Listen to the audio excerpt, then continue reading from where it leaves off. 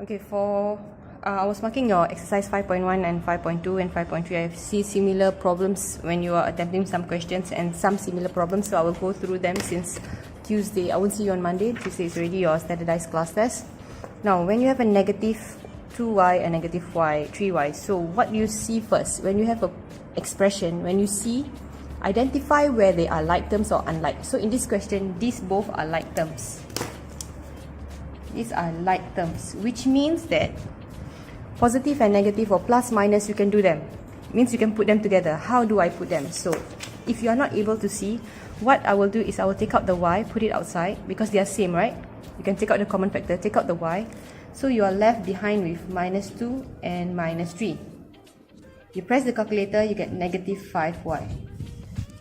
That's one way of doing it. But if you want to do it straight away, you can just take negative 2, negative 3y, and straight away you can give me negative 5y. But if you can't see, please use this step. Okay? Now, the other type of algebraic manipulations that can come out in your class test is when there are more than one variable. In this question, there's only one. It's only y. There's only y. So, but for this one, we have two. We have a and b. So this is only y. Here I have two. I have a and I have b. So the first step,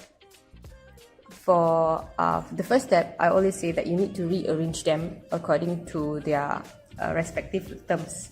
So I will put the a first, 2a, and then I'm going to bring over the positive 6a. I'm not going to only bring over the 6a. I'm not going to only bring 6a, but I have to bring down the sign, bring forward the sign as well. So this negative 3b will be after, and this minus sign belongs to the 2b. So it will be. Now, once you do this, what I want you to do is to actually underline what you're going to do first. So you're going to do this one first, the first like terms, and then you're going to do the second like term.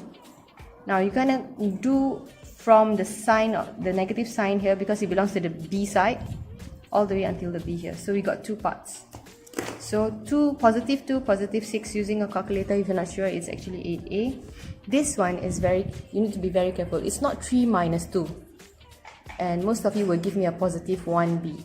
Okay, but actually it's negative 3 and negative 2. If you press the calculator, you will know that it's actually negative 5b. This is your final answer.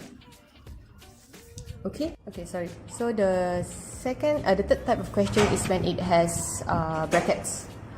When you have brackets, you need to be very careful, and you don't just copy. When they ask you to simplify, you cannot just copy down the following terms downwards. What you need to do is to remove the brackets. So first step, you need to remove brackets.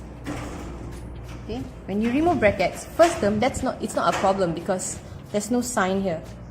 So if there's a sign, yes, you need to multiply in, but there's no sign. It's just an invisible default by default, or 1. So 1 times a is a, or 1 times b is a b. That's why you just copy down everything. Now this is an issue. Okay, I'm going to use the expansion method, which is negative. This is a negative what? There's no number, right? So it's a negative 1. Negative 1 times a 2. I'm going to write this down because a lot of you are not able to see this. Negative 1 multiply a 2 is a negative 2. So here I would have answer negative 2. Negative 2 what? Negative 2a. Negative and a negative is actually a positive. And then 1 times b is 1b. I'm not going to put a 1 because by default 1b is just a default 1. So I don't have to write the 1.